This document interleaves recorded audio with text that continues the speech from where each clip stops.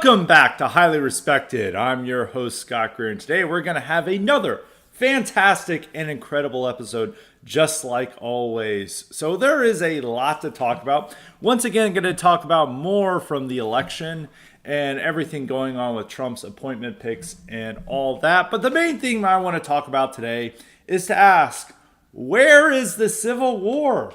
You know, people kept telling me that this was going to break out. We're going to have mass riots and violence all over the country. And I'm wondering where it's at. You know, could somebody explain where the Civil War is? Because I've been trying to find it. I'm not really finding any protests. I'm not seeing any riots. I'm not seeing any left-wing terrorism. I didn't even see them really trying to rig something or plot a coup. All I'm seeing are NFL players and other athletes do the Trump dance. I'm not seeing it, and that's what's being witnessed by the public. That's pretty much the public's main response to this. Our main connection to Trump's win is watching NFL players do the Trump dance after scoring a touchdown in front of millions of people. And people say, okay, that's it. So I'm really wondering what is this, because so many right-wingers were telling me that I'm an idiot for not really seeing Civil War ahead of us. You know, I had a whole Tim Pool episode where they confidently predicted Civil War is going to happen if Trump wins, and I don't see that. And there was other big-time right-wing thinkers who were insistent we're going to see mass violence. And some of these people I'm not attacking, but I'm just saying that their takes, like Charles Haywood, who's otherwise a good guy, he's been very insistent that we're going to see a civil war break out. So have other people. And I think this has been the most normal reaction to an election since like the 90s. I would say, because both times in 2000 and 2004, there was a legal battle over the 2000 election. 2004, there was debates about illegal action, and then they dragged their heels over announcing Ohio went for Bush. 2008, it was seen as an epochal moment because we finally elected a black president. And then in 2012, there was a lot of anguish from conservatives over it. And there was even talk of Texas trying to secede and this. And then 2016 obviously inspired a mass protest movement against Trump. And people were just having hysterical meltdowns in the culture. Saturday Night Live had this horrific, somber moment of the woman who played Hillary Clinton. I think Kate McKinnon. Don't quote me on this, but I can't remember all the celebrity names. Playing, a somber song to say we're going to resist, and all these people, you saw all this coming from the culture is like we're heading towards a dark moment. And then 2020, the nation completely lost its mind. The nation had been losing its mind before, and you saw Stop the Steal and January 6th. This time, the country just. You'd have to go maybe to 2004 to just people being like, okay, that's the election. We're going back to sports. And that's literally what is happening is that, Trump is at his most popular and detoxified than he's ever been. I've been talking about how Trump is largely detoxified before the election. And a lot of people are disagreeing with me saying oh no, they'll never let him win. Oh, there's going to be a lot of violence if he wins. And I was like, no, that's not happening. Look at how the public is. The public is depoliticized. And they've never been this depoliticized since probably the 2000s, maybe 2012.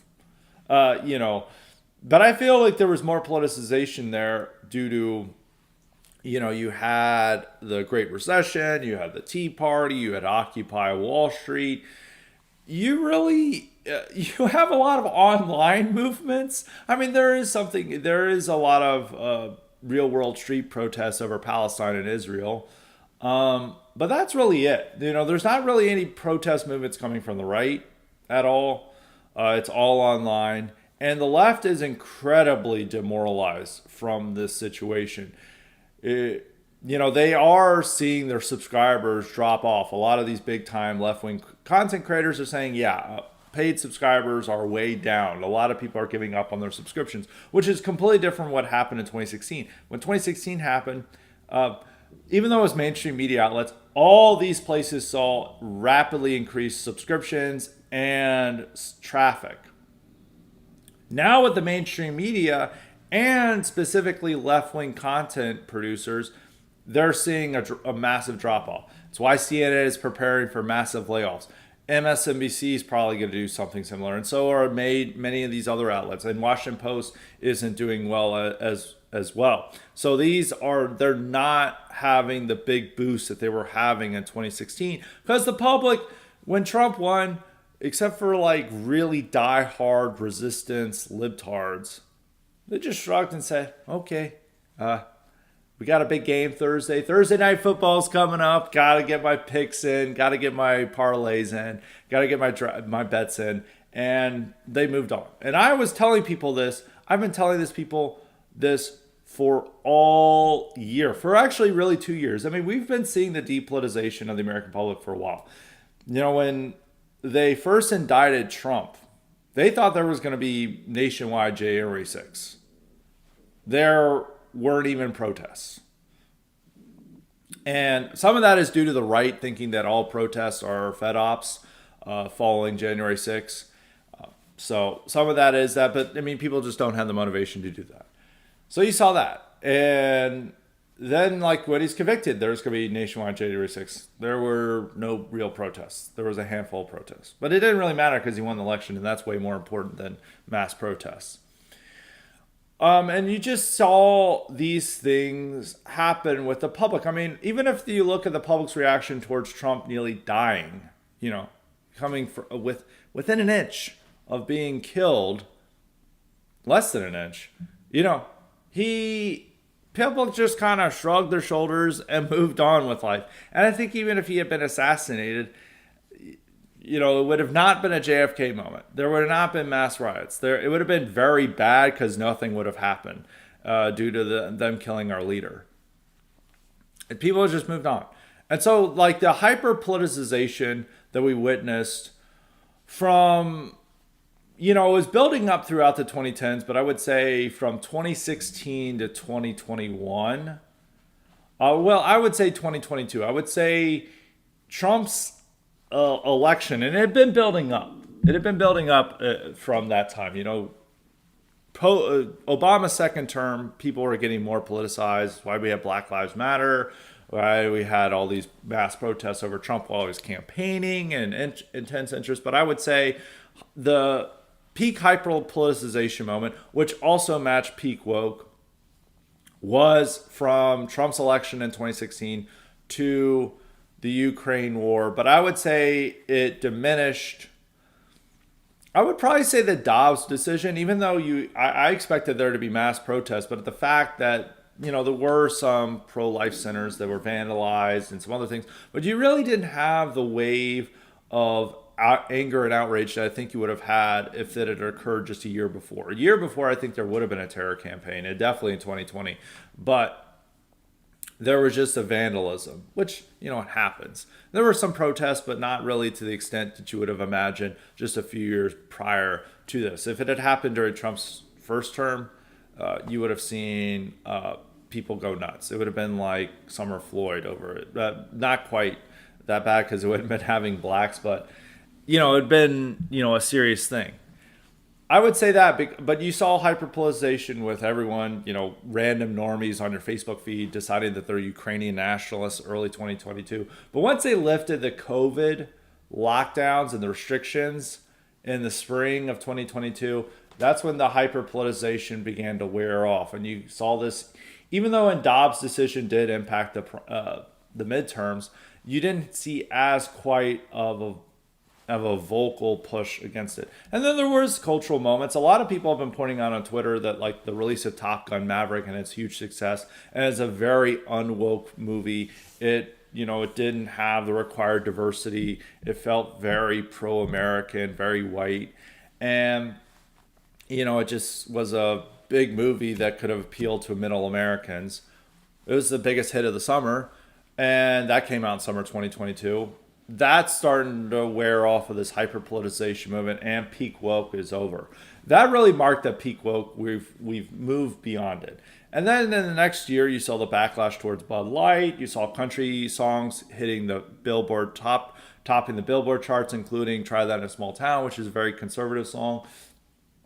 And those, you saw this continuing weakening of that hyperpoliticization moment, which, as I said, contributed more to peak woke than to right-wing radicalization. Some people say the worse is better, and that more people getting politically involved is better for us. No, it just meant we went from defeat to defeat, and your average normie friend on Facebook is becoming a hardened leftist and doing crazy stuff with Black Lives Matter and posting black squares and stuff, rather than these people are moving towards a more right-wing radical position. And it also made it harder to be a right-winger, because if they're like, the media's got everyone up in arms over Nazis and stuff, if like you follow the wrong person on Twitter, you could lose your job and that stuff.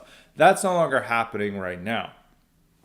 And so it's a lot better that people are depoliticized, because if normies are politicized, they're not being politicized in the correct direction. They're being politicized into being woke extremists rather than, right-wing radicals. And we witnessed that in the 2010s and very early 2020s. This is how old we're getting and moving in the ages, that we can now refer to the early 2020s. When we're about to, they're about to officially end in over a month. So get in your early 2020s.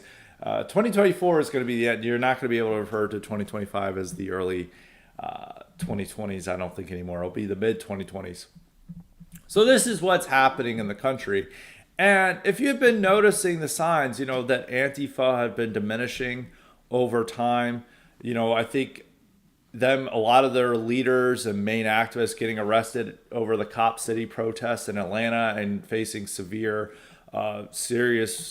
charges, that diminished them. A lot of them died of heroin overdoses and stuff. And also a lot of them don't really want to be foot soldiers for the Democratic Party, especially when they've seen how the Democratic Party, what they've been doing over Palestine. But even the Palestinian protests aren't really that Antifa involved. It's really mainly Muslim driven. You don't see that many black mask people. I mean, you see people with a surgical mask, but it's not like the black bloc isn't out in full force like they were for all other left-wing protests in the 2010s and during the Trump era. The first Trump era. And so they're a diminishing force. You don't really see them that much, and you don't really have to worry about them as much as you did in like 2018, 2019, or even in really 2020 or 2022. So you see that diminishing force. So you don't have people really willing to commit violence. The people who are most aggressive in the streets are the Palestinian protesters, and they don't want to fucking protest for Kamala. They think that Kamala and Biden are even more responsible for this, for the matter in Israel, than Trump is. And a lot of them voted for Trump as a protest vote against Kamala and the Biden administration. So they don't want to do this. And a lot of the resistance people, they're low energy. They've been doing this stuff for 9 years. They don't really have quite the same motivation that they did in 2016. They've witnessed this before, and a lot of the normal people who were maybe not activated but would have thought it's a good idea to have a women's march or something, and maybe they'll attend in their nearby town. They've just moved on with their life. They're like, well, we witnessed Trump the first term, and it wasn't so bad. Things move on. I'm just going to focus on my hobbies and sports betting or video games or whatever. They're older people probably aren't focusing on video games, but they're just going to be focusing on their normal life because they're much less political than they were in the first Trump term. So this is all very clear that we were not going to have mass violence. And America really is calming down. And Trump himself is much more in line with the prevailing consensus than he was when he was first elected in 2016. Because when he was elected in 2016, any action he had would just spark mass protests. I remember when he tried to appoint Jeff Sessions, who was a well-respected senator, He didn't really have any scandals. There were no claims of him banging a 17-year-old. That this is like there were no these claims that were going along, and there was no sexual assault allegations. There was nothing of what's going on around these his current picks for cabinet. And there was much stronger opposition towards him than there was towards Matt Gaetz. I think he was able to get confirmed, but the left was much more up in arms over Jeff Sessions because it's like, oh, why? Because he really cares about illegal immigration, and he's also tough on crime. And it's like, this is a soft-spoken, well-respected senator. It's like, why are you so upset about him? And even when they tried to do the travel ban, which it's hard to call that a Muslim ban. There were mass protests all over the country. There was a judge who openly defied it, and all this stuff, and the media was fixated on it. Normal people were fixated on it. Nobody's going to care. Normal people are not going to fixate on the mass deportations as much as they fixated on the travel ban and various other things dealing with immigration, because the media market is declining. And like even the stuff that they did about family separation in 2018 and some other immigration enforcement mechanisms that really got people worked up, I don't think you're going to see that same level of stuff that you saw. I don't even know if you're going to see Antifa return. Antifa does not want to return to be, foot soldiers for the Democrats. Oh, primarily for the Palestinian issue, and also they view the Democratic establishment as much of a problem as they do Trump, which is different than in how they were operating in the late 2010s.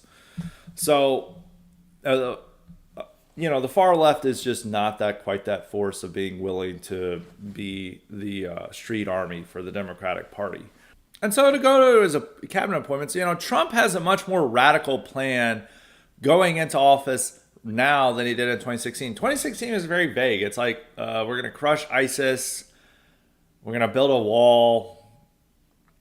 That's it. We're going to, not get involved in Syria. It was much more vague. He didn't really have a clear plans like he does now. And instead of the wall, we've upgraded it to mass deportations. And we've also, the rhetoric on immigrants is even more right-wing and, staunch than it was in 2016. That's, just what he was saying. He was not claiming that migrants are eating the dogs and eating the cats in debates. That is upping the ante. So he has that. And he also is, they look like they have more of a plan to punish political enemies with the DOJ, especially with picking Gaetz. And he's picking a much more radical cabinet. The most radical pick was Sessions, and he wasn't that radical at all. Everyone else was just moderate Republicans. This time, he's got Hegseth, he's got Tulsi, he's got RFK, he's got Gaetz, he's got, they're much more loyalists this time. And he's also appointing Homan as border czar. And so they've got a lot more room to get worked up, but just people don't care. I remember even there was a point like Axl Rose of Guns N' Roses fame, was melting down over Jeff Sessions. You're not really seeing that with celebrities. Celebrities are, being mocked more if they react towards this, which is why we're now seeing, the main public response to this is seeing all these athletes do the Trump dance. And, I pointed this out on Twitter, is that in 2017, the entire league protested Trump, criticizing Colin Kaepernick in a speech. There were entire teams taking a knee. I remember even the Dallas Cowboys forced Jerry Jones to take a knee with him, and he's, considered a conservative owner. And that was like every team had some form of protest against Trump after this. Now several players are doing the Trump dance in the end zone. It's completely different vibes around Trump. Trump is much more accepted as part of the political mainstream. His appearance at the UFC fight was a Trump rally, and everyone was coming to greet him and celebrating him, and all the fighters are going up to greeting him and saying thank you, Trump. This is completely different from what it was like in 2016. Even like the smaller stuff like WASP, which is on Smaller level than that, Wasp is, some people are disagreeing that they are like getting really mad. I called them a hair metal band. They are, in fact, a hair metal band. They're more metal than their peers, but came from the LA scene. They were part of it. They were harder. They had a harder, and they were not dressing up quite as women, but they were considered a hair band. They were much more authentically heavy metal than the others. I don't know why people are getting extremely mad over me calling them a hair band. I mean, they are always counted as a hair band. It's okay. They're still more metal than, Poison or whatever. But they had like all this Trump stuff on stage, and some of their fans were like, this is embarrassing. But if they had tried to do that in like during Trump era, they would have had like their tour canceled because Antifa would have come and tried to like issuing bomb threats and stuff. But the fact that they're able to just get away with turning their show into a Trump rally is like a sign of the vibe change, of the vibe shift that's going on. So with that vibe shift in mind, we got to go to the general point of where's the Civil War? Why is there no Civil War? People just don't look at the conditions going on. The Civil War is more right-wing wish casting than anything. It's what our audience wants to hear because it promises an exciting alternative to their boring, mundane lives. Also, they think the idea that they can finally get even with libtards. And it's just more exciting than saying that there's not going to be a Civil War. Like, if I wanted to boost my audience, I would say Civil War is just around the corner. Like, ignore all the signs that are happening. As like Tim Pool was saying, like, you're seeing a storm forming and you're saying it can't possibly turn into a hurricane. I'm saying there's no storm forming whatsoever. And clearly there's no storm forming. People overlook the conditions of what's going on. Young people in general, especially young men, who are required for any civil war or violent disturbance in the country, are less political than they've ever been. They're less political. You cannot have a civil war waged by cat ladies, okay? And some people are like, oh, they recruit young men. Young men they're either leaning right or they're just completely apolitical. They're not joining Antifa. They're not, getting worked up about Trump. The only ones who are like the most soyest men possible, who are not going to be leading any violent revolutions or insurrections. So young men are far more focused on sports betting and video games than they are on politics. So maybe if you ban video games, there would be an insurrection, but or sports betting. But anything political, they're just not going to get involved in. They're not getting worked up in. Normies are, they're much more accepting of Trump and the phenomenon by thinking that the Trump dance is funny and that, everyone's doing it on TikTok, and even college students. There were some campuses that were having celebrations after Trump's victory in this year, which was not happening in 2016. There was protests and people were afraid. I know people who were younger than me. I was already graduated from college, but younger than me, and they were terrified of people finding out that they voted for Trump because everyone's like having these meltdowns and stuff. And now, even though it was primarily SEC schools and then the South, there were still these mass celebrations and people doing TikTok dances celebrating Trump. Wasn't happening in 2016. Certainly wasn't going to happen in 2020. So you just have to look at the conditions. So, there's not any street violence going on. We're not in a civil strife moment. Even when I was making this point with Tim Pool, almost a month ago, he's saying we're heading to a civil strife moment, and look at all these political deaths from political violence. But most of them are just mass shootings, and a lot of them have nothing to do with political violence. It's just some academic labels them political violence. We have no real political violence in this country. Even the Trump assassination felt completely alien from the rest of our experience and disconnected from what was going on. And both the guys are just acting as lone madmen. And even the guy who was most successful may have just done it to make a name for himself rather than for any political cause.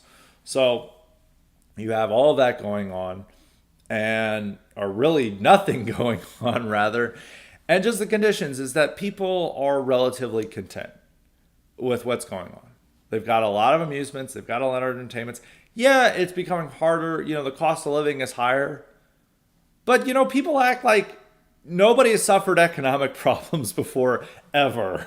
It's like, wow, you're having to spend more and you're struggling to make ends meet. Welcome to human existence. That has been human existence for since the beginning of time. But people are not starving. people, they struggle to afford a home, or to buy a home, but they still have housing. They're not, there's not millions of people on the street like there were in the Great Depression. The conditions we're having right now are not like the Great Depression. And even the Great Depression, we didn't have a civil war over this, but there was a lot of political violence. There was violence between farmers and banks over foreclosures. There was a lot of labor strife and labor violence. And people were actually desperate. People were starving. People were living on the streets that had previously had a stable income and stable home. That was all taken away. People are struggling, but it's nowhere near the likes of how it was in the Great Depression. And even the economy of the 70s, there was a lot more grim factors around it. There was the long lines to get gas. There was even though people seeing the global situation right now as rather chaotic, is arguably more chaotic in the 70s. And also we had just suffered this huge humiliation of the Vietnam withdrawal and Vietnam falling to the communists, which was a bigger deal than the Afghanistan withdrawal, which they thought it was a bigger deal. I mean, Russia, I think, invaded Ukraine over that, thinking that America was withdrawing from its global position, which they were mistaken on that. But it wasn't that big of a deal. Afghanistan withdrawal didn't really matter in that big in the grand scheme of things, while Vietnam did. And it also was a huge blow to our economy, the amount of money we were spending on it. Which we had these big wars in Iraq and Afghanistan, which some problems with government spending and the economy, but not nearly the effect that Vietnam had. Still had the Soviet Union making moves in Afghanistan and sponsoring coups and revolutions all over the world. We were much more held hostage by the Middle East and, what was going on with Israel at that time, because more of the Middle East was hostile towards Israel than they are now.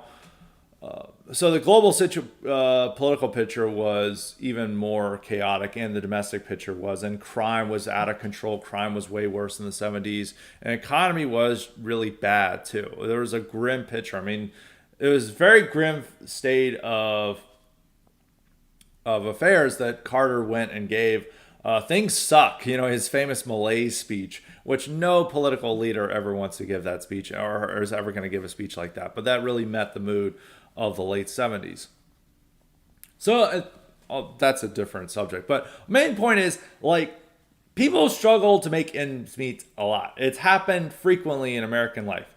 The difference between today and then is that there is no political violence coming from this. People also have tons of amusements and are able to buy things on credit that they would have never been able to buy on credit before. They can buy iPhones on credit. They can place bets on credit. They're just focused on all these amusements, which they didn't really have access to these amusements or the ability to even purchase them in the Great Depression in the 70s. And even in the 70s, when it was a very grim moment, it didn't lead to much political violence. I know people are going to bring up Days of Rage, but Days of Rage, which documents left-wing terrorism going on in the 70s, was disconnected from how the larger public felt. They were fringe groups that didn't realize the 60s were over and the time of revolution, and mass protests and riots had moved on. They were trying to initiate a revolution through terrorism, but it wasn't happening. But we don't even have that today. There's no left-wing terror groups. There's not even real serious street demonstrations over Trump winning. So the Civil War, we're not heading towards a time of civil strife. I think we're even heading towards more of a time of political normalization or depolitization. Depolitization is it. The hyper-political moment is over.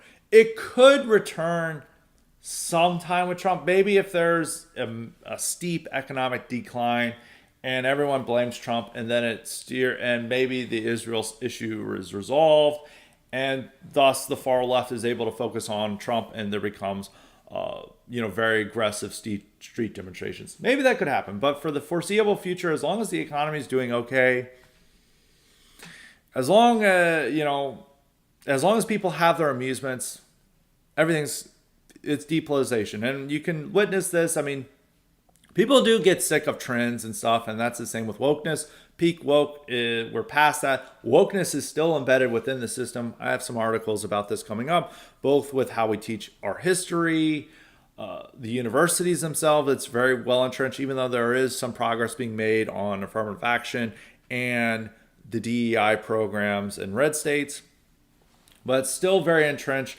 within business trainings and stuff. But the Trump administration could go after that entrenchment. The only thing that I think that they're going to have the most trouble with is how we teach our history, which is very much in line with 1619 Project, more than it is with this patriotic civic nationalism we had throughout most of the Cold War. So an important moment in American history, I think, that we saw the decline of depolitization is when the Supreme Court okayed sports betting. And it took time to develop.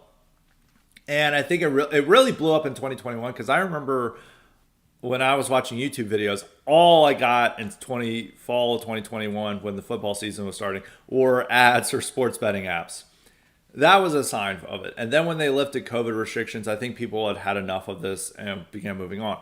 And then Top Gun Maverick becoming the biggest movie, and the fact that woke movies were bombs and that non-woke movies were doing very well. The Super Mario movie is another example of just a non-woke movie doing extremely well at the box office. Not as well. I don't think it's as important of a cultural moment as Top Gun Maverick, but it contributes to that.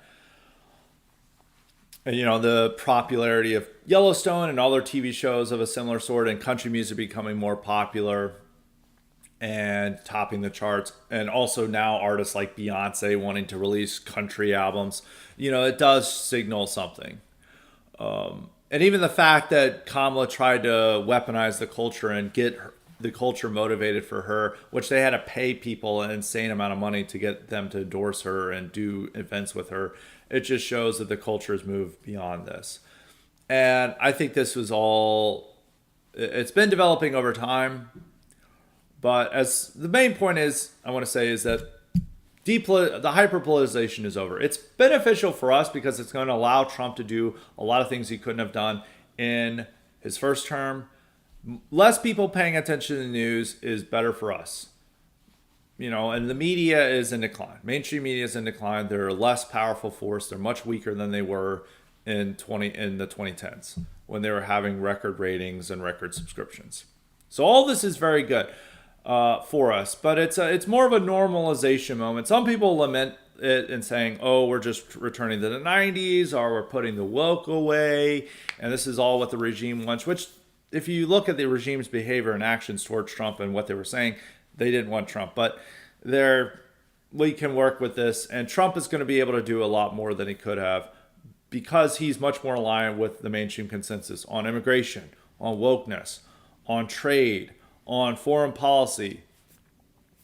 All that. He is much more popular among the people than he's ever been. And also the fact that, all these TikTok dances in sport and athletes who are wanting to be seen as pro-Trump, completely different. There's that vibe shift going on, and Trump has successfully completed his detoxification from where he was January 7th, 2021, where he's effectively banned from all social media. He's a pariah. He even looks like a lot of Republicans are going to vote for his impeachment. And he's come back from that that low point he was at. And now he's at a high point that he hasn't reached before. And I think he's even more popular among the culture and less toxic than at any point since he came down that escalator in 2015. So don't expect a civil war. I think there's larger trends of, that there's not going to be a civil war over time. But I think even in response to Trump, it's just not going to happen. I don't think that there could be opposition and public backlash towards him. Maybe they could manipulate these Palestinian protesters into being anti-Trump and then merging with the general left-wing Democratic cat lady base. But I don't know. I'm skeptical of that. I don't think it's going to be a completely different time from how it was in the insanity of the first Trump term. And that's good for us. So now moving on before we get to some of the cognitive elite questions. On the cabinet appointments, there's so much movement going on. I don't want, because like even when I was doing the mailbag, there was new appointees during when I was recording it. So I don't really want to make declarative statements of it. I'm just going to say the cabinet appointees are a lot better than they were in the first term, and he is going all in on these cabinet appointees because all of them are loyalists. I mean, yeah, I have my problems with Rubio. I have my problems with Michael Waltz.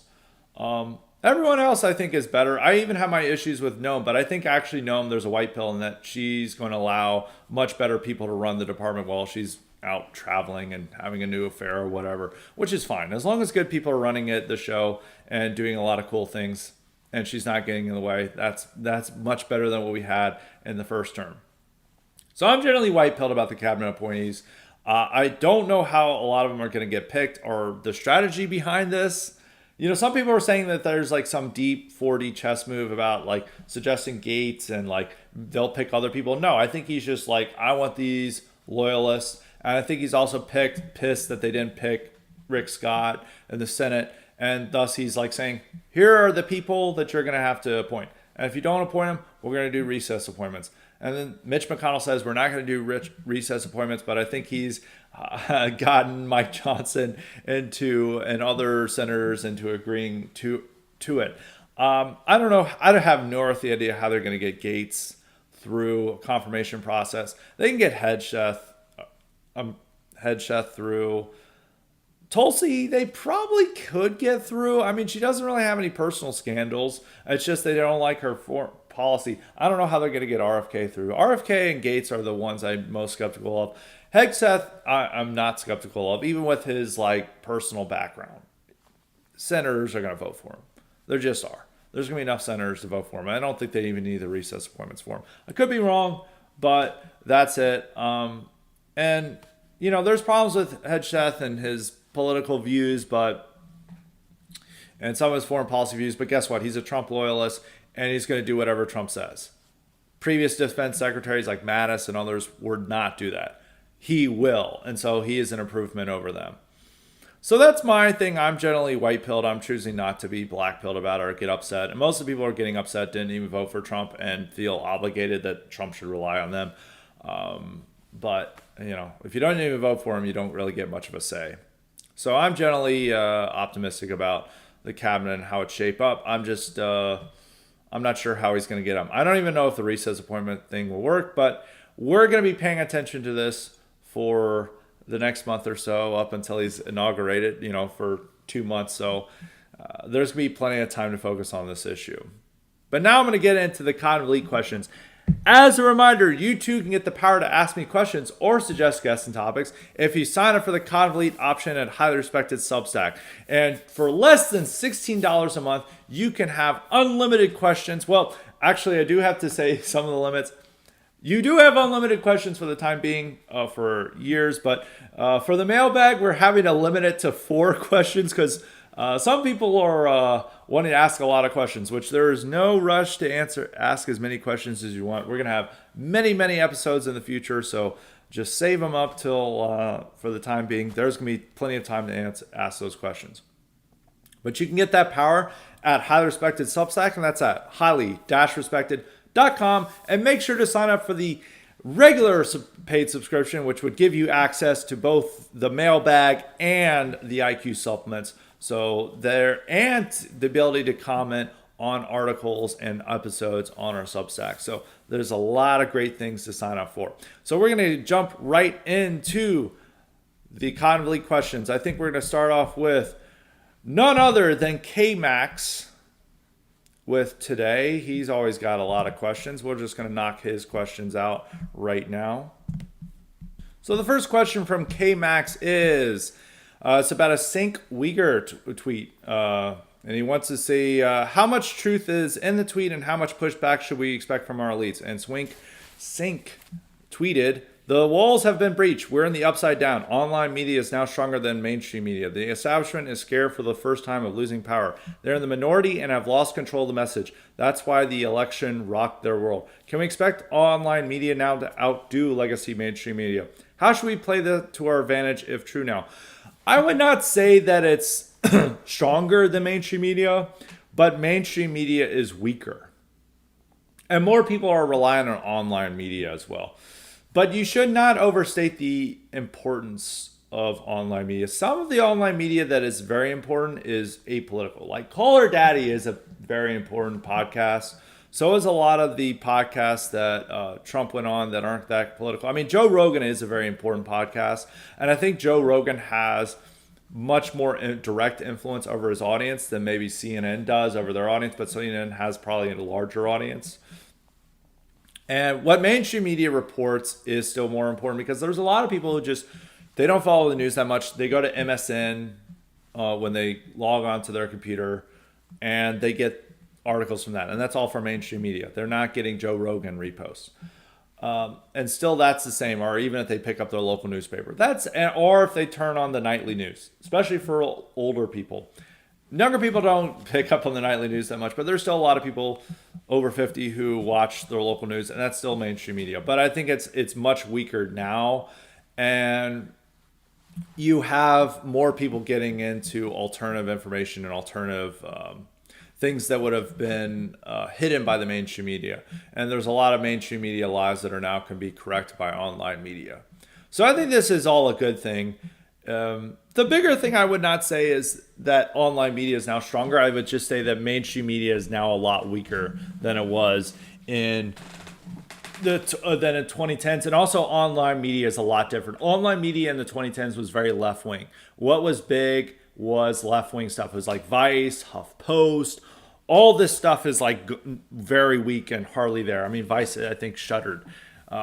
There's some is, hobbling along. Same with BuzzFeed. Though like BuzzFeed's no longer doing politics. That was what was big in the 2010s. And now it's very different. Now what's big is right-leaning podcasts like Joe Rogan. I mean, Joe Rogan was big in the 2010s, but it's now with the fact that the hyper-politicization is over, he can now go into more right-wing territory before and have guests on that he couldn't have before, like Trump. And now his audience, there's no backlash towards him. I remember, when he was trying to went into Spotify, they were heavily censoring him and there was this huge backlash towards it. And they're calling him like a Nazi and stuff. I mean, Kamala's people said that to not go on because he's like a Hitler. But that just sounds ridiculous to people. And she, it was to her advantage to not go on because it would have been such a disaster for her if she went on Joe Rogan. But the fact that they're using these arguments from like 2020 to not do Rogan is ridiculous. And even I think when Rogan weighed in the Democratic election and was open to Bernie, there's a lot of Bernie supporters who are like, we can't have Rogan. He's bad. He's a Nazi. Now it's like completely different. So online media getting stronger and mainstream media getting weaker is good and to our advantage, especially with the state of online media, which is much more right-leaning than it was in the 2010s. Second question from K-Max is a Greer head rule question about diet exercise. We know weed is no good and a little alcohol is okay. Do you recommend at least one black coffee cup per day? In addition to good diet and exercise, are there beneficial mental, physical health of drinking at least one cup of black coffee per day? Helps with mental focus for studying and studying. Physical health with metabolism. Either way is the Greer head pledge. Neutral or pro coffee. This may or may not be a high priority Greer head pledge item though. It is not a high priority Greer head pledge item, but we are pro coffee. Maybe I'm not like a coffee head, but I really like coffee. I wish I could drink more of it. It's a little bit too acidic. I do drink more tea than coffee. But for those who can drink coffee, I am pro. We are pro coffee. We are not anti-caffeine. This is not a Mormon pledge. So caffeine is good. You can have coffee. We will settle that question. And exercise is very good. You need to exercise. So we've got that. We're going to go to a question from Chud. Chud asks, streamers and social media personalities continue to play a larger role in politics. Trump and Kamala both went on podcast streams. Could you see someone who started as a streamer being a serious contender for office in the future? For example, Hassan Piker was born in America and will be old enough to run next election. A lot of them have so many controversies. Like Hassan Piker has like gone to whorehouses and stuff, and has I think been open about drug use. Uh, maybe. I mean, Sink Uyghur has tried to run for office and it hasn't really worked.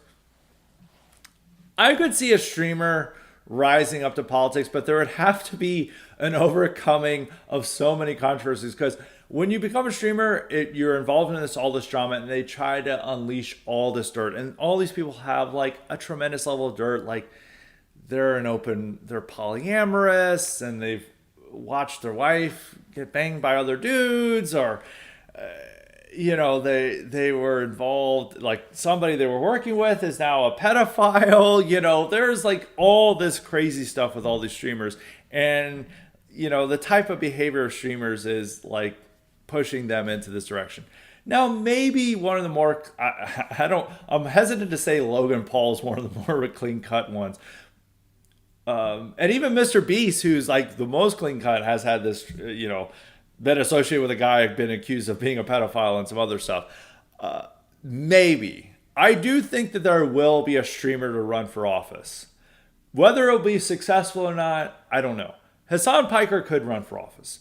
But Hassan, maybe you could say, well, Trump has all these personal problems or these issues that would have sunk a normal politician, and he was able to overcome it.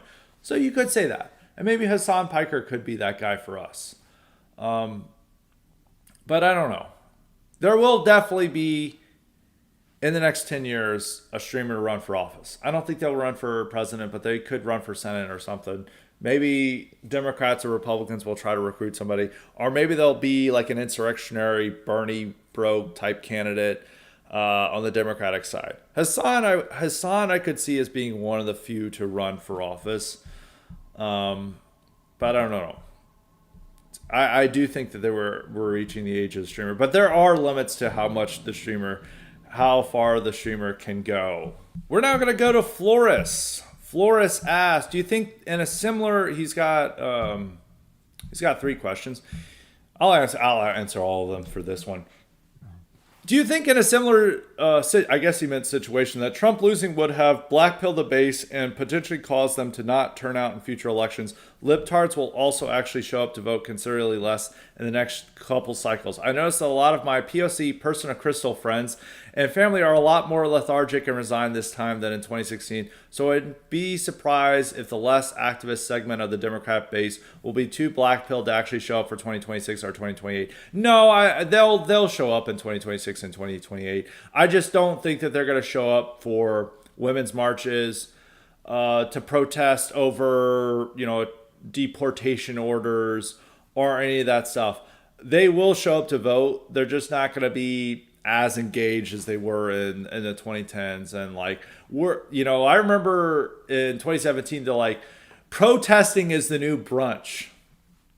Because they were every weekend they were having a new protest, and it would be millions of people there. And that was how it was throughout the Trump's administration. There was the Parkland protests. There were protests over the family separation. There was a protest over everything. They kept that up over 2017. I remember after Charlottesville, there was this sort of Proud Boy related protest or demonstration in Boston a week after. And it got a dozen people or 24 people at most. And Boston, the counter protest, had over 100,000 people. And it was just protesting a demonstration. I remember the people filling up the streets and just how lopsided it was. It's 100,000, at least 100,000 people, maybe even more, protesting against 15 people. It was insane. And that was just the way it was in 2017. No, really what by meaning lethargic is they're just not going to show up to protest, and they're not going to be doing social media slacktivism. They're just going to, but they'll still turn up to vote. I think there'll be enough of them to vote in 2026. But they're definitely more resigned than activated, which is good for us, as I described in the first segment I did. So 2, besides doing so to preserve their heritage and culture, should southern states go all in on Confederate symbolism and monuments to scare off libtards and Magic Americans from moving away and flipping in their states? I feel like Georgia would not be in the situation it finds itself in now if it kept its flag from the 90s. I know the current Georgia flag is based on the CSA, but it's much less recognizable to most people. I wish they would do that, but they won't. The South is so obsessed with business investment that they don't want to do anything to scare business investment. They will still do necessary things, like Georgia did pass election reform that made sure that Trump won that state this year and makes the state likely to elect a Republican senator depending on the circumstances of 2026. They did that in the face of corporate protests and backlash and corporations threatening to pull out. I mean, another sign of how different woke is, between now and then, the MLB pulled out of the state over just this electoral reform. I mean, this is peak wokeness. Like, corporations would just, over random things that states have been able to do for years and years and years, they would just say, we're protesting you. I mean, MLB boycotted the state. They pulled out the All-Star game from Atlanta. That would never happen now. That would never happen. I mean, everyone would be like, you're insane for thinking this. There's never going to be any boycotts and stuff. I remember they had to force the MLB to shut down over the guy who got shot in Kenosha. They had to shut down baseball games. They were forced to shut down baseball games to show solidarity with this this hardened criminal getting shot by police in 2020. That's not going to happen. They're not, and that's also why they're not imposing like LGBT stuff as much on players as they were in the early 2020s. They gave up on that. So, but with the Confederates, they're not going to go in. A lot of their leaders no longer have that deep ties to it. Confederate heritage is declining among Southerners. It's not a good thing. There's still good positive trends going on in the South, but in terms of returning to the Confederate heritage, that's not happening. I mean, there's still positive things, like these small rural areas are now restoring names of schools that they had to rename in like 2020 or 2021 to Confederate names and highways and stuff. You'll see small stuff like that, but in terms of the states themselves going full in on embracing Confederate heritage, I don't think so. You may see restoration of statues on the state's part and some other things, but full on embracing the flag, no. The Confederate flag has lost a lot of its mainstream acceptability since I was growing up, since like the 2000s. 3, the 2030 census will probably grant more electoral votes to Texas and Florida while removing votes from California, New York, and the Rust Belt. This will also certainly help the GOP win elections in the future if it goes along like this. Is there any way this could backfire on us? It could backfire with Georgia and North Carolina getting more electoral votes, because those are more genuine battleground states than Texas and Florida. Texas isn't even a white plurality state, and Trump won it by double digits. And Florida is also, I think they might already be a white minority state now. It'll definitely be one by 2030, but they're going to be red for a while, for the next at least 10 years. While Georgia and North Carolina are going to be the most intense battlefield states. And they're going to get a lot more electoral votes. It's mostly good for us because the states that are getting more electoral votes, it's red migration. Like Tennessee's going to get more electoral votes. That's good. Probably Alabama's going to get a little bit more electoral votes. More people are moving there. Some of these Great Plains, Mountain West states are going to get more electoral votes. While even the Rust Belt, a lot of those states are going to be losing. Like Michigan's going to be losing a significant number of electoral votes. So is Pennsylvania. And really the most important, it's going to be really a battlefield over the Sun Belt states more so than the Rust Belt states in the future, with Georgia, North Carolina, Arizona, Nevada, maybe if we're making New Mexico a bit redder, New Mexico. Some of these states that are seeing people leave, they might become more competitive for Republicans. Like New Jersey in 2021, Republicans nearly won the governor race that year. And this year it was pretty close.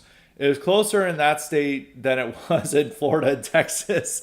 And I think even in Ohio, and I think even in potentially like Georgia.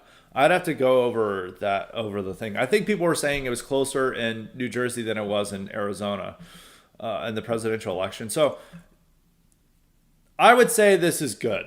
The only thing you have to be careful of is the importance of Georgia and North Carolina, which are states that are going to be much more battleground states than Texas and Florida. But it's mostly good. It's mostly a good thing, which is also further disproving this demographics are destiny and GOP is never going to win an election again. No, they're like these red states are going to be getting more electoral college votes. We're still going to be winning elections. There's cultural and social problems associated with the demographic changes, but the political changes aren't happening. And also, whites are still over 70% of the voting population. A lot of these new immigrants, especially Hispanics, are just not voting. So, and they're also divided on their vote. So, but that is a topic for another day, which we covered a little bit last week.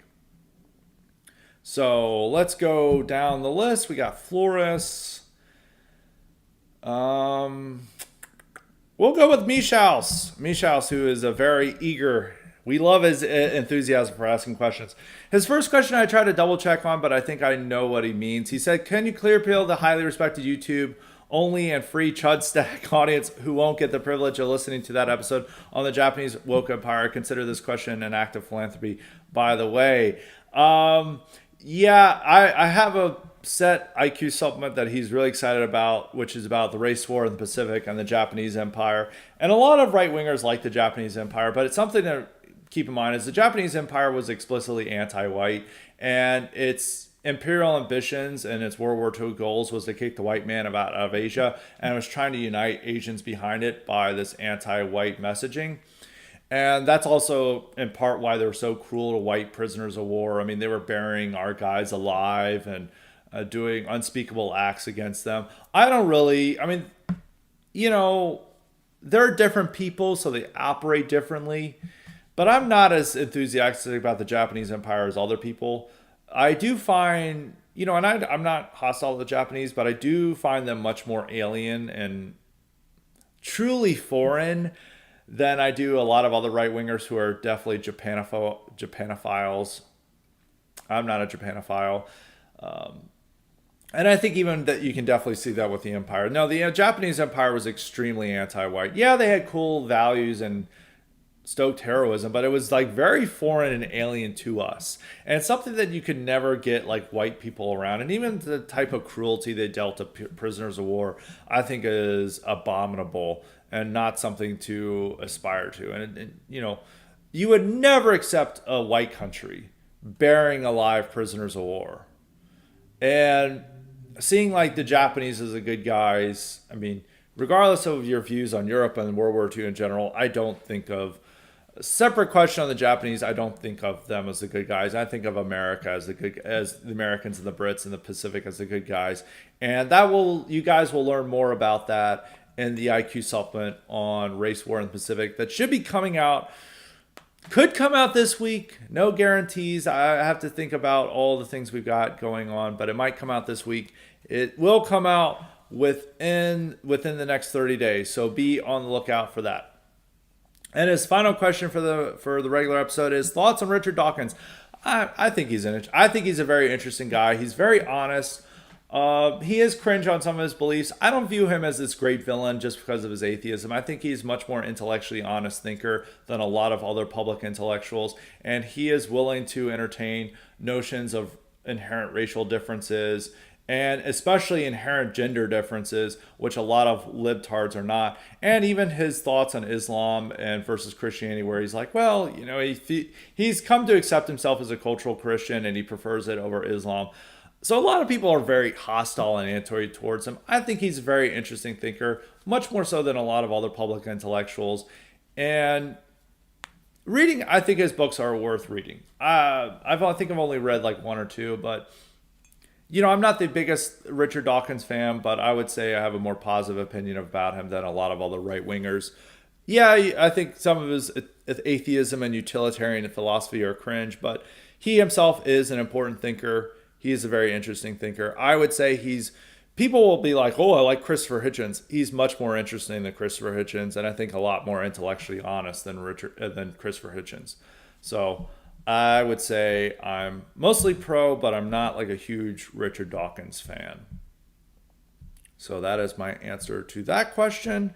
We've got a question from Appalachian. He said, this question might be atypical to the questions you're getting now about the Trump administration election, but I wanted to ask about the 1960s and 70s Southern folk rock. I guess this genre include the band CCR and John Denver and maybe even Elvis. What do you think about the romanticism these bands put on the South? Some songs present a multiracial but regional element that unites anyone who lives in the South. Do you think these songs are now more Southern white, only that the kumbaya multiracial message these bands went for in the 60s and 70s? Despite being multiracial in conception, I feel Southern blacks don't listen to it or relate to the music anymore. I'd like to hear your thoughts on the genre and era of music and what listening to music now since Southern identity is deteriorating. Yeah, a lot of this stuff, I'm not the biggest fan of this stuff, but it's good background stuff and it is like pro-Southern. It's also fundamentally white music, and it's music for the good white people. It's like very fratty music as well. So even though it's not my favorite music, the band I don't really like. The band has a lot more of this, ooh and ah. It has a lot more of the boomer rock. Like people like the band is awesome, but some of their songs are good. And I do like they have this truly folkish quality about the South and other things, even though the band was from Canada. So I would say it's good. I'm positive to it. It's fundamentally white music. It's easy listening music that you can put on in the background for social occasions. It's not really what I like to listen to, but I'm positive of it. And yeah, blacks don't listen to it because blacks don't listen to rock music. And this is rock music. It is fundamentally white music, regardless of whether the people who made the music think of it. It is like white middle class fratty music, and it celebrates the region. And even though the people behind it maybe libtards or outside the region, it's still good. So I'm positive about it. I think it's good, even if it's, maybe have libtard intentions. The good white people like this music, and it's good social music, and it's much better to listen to rap or soul or any type of black music, or even a lot of the newer music. So yes, I would say it is a positive thing, and it's good that young white middle class people still listen to it. Thankfully, you did not throw the Grateful Dead's country albums into this, even though I would say their country albums are better than their jam band stuff. I am really hostile towards Grateful Dead, but you could put Grateful Dead's country albums in this as well. But I just hate Grateful Dead, even though a lot of their fans are the nice, appropriate white people, and it's fratty music. I really just cannot stand the Grateful Dead. So that is my answer to that question. For anyone else, we're gonna finish up with New England refugee. Anyone else I did not get to, just send me a reminder for the mailbag. I'm saving you up for the mailbag. So just send a bump to let me know that it's going to be for the mailbag. One thing I could keep this for mailbag, but I'll just answer this now. This is the second question. His first question is, how much immigration legislation can we pass through a budget bill? Maybe border stuff, but probably not immigration processes, I'm guessing. And can we stop parliamentarians? Well, you mean by the parliamentarians saying ruling over it? No, the parliamentarians are good. I think they stopped a lot of the Democrats trying to pass amnesty. You don't want to be too anti-parliamentarian. There's things we can do to pass through a budget bill, and that is increasing funding for Border Patrol and ICE, which we can, I think, just pass through a budget bill. And it should be easy to push that through. That's really what we primarily need to enforce the Trump agenda on mass deportations and securing the border.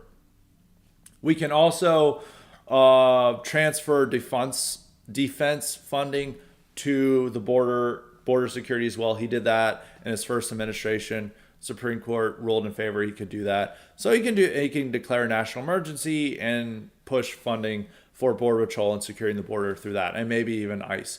But he can also do this through the budget bill as well. I think that's a lot easier asked than what Democrats were trying to do by pass a fucking amnesty and saying it's for the budget. That has nothing to do with the budget. Well, ICE and Border Patrol are a necessary part of the budget, and then just increasing their funding, it's normal part of the government affairs. If the parliamentarian tries to stop it, I think they should just say, screw it, we're going to ignore them and just pass it anyway. But even though you shouldn't totally overthrow the role of the parliamentarian, I think in there you could just say, we're going to pass this and let the Supreme Court decide, and the Supreme Court will likely rule in our favor if there's a legal challenge. So I think just go and do it, and the parliamentarian should be for it. If they don't, then just do it anyway and let the courts handle it. Second question, this final question we're going to have for today. In honor of Trump's non-consecutive term, please give your thoughts on Grover Cleveland, the only other one to achieve that feat. I think he's most known for getting married in the White House to a far younger woman. It might have been someone else. But I think it is a thing.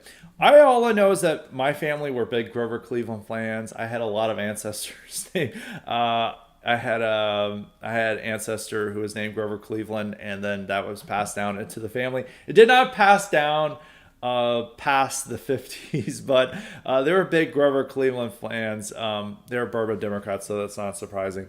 I would have to do a full book and IQ supplement on Grover Cleveland to get my full thoughts.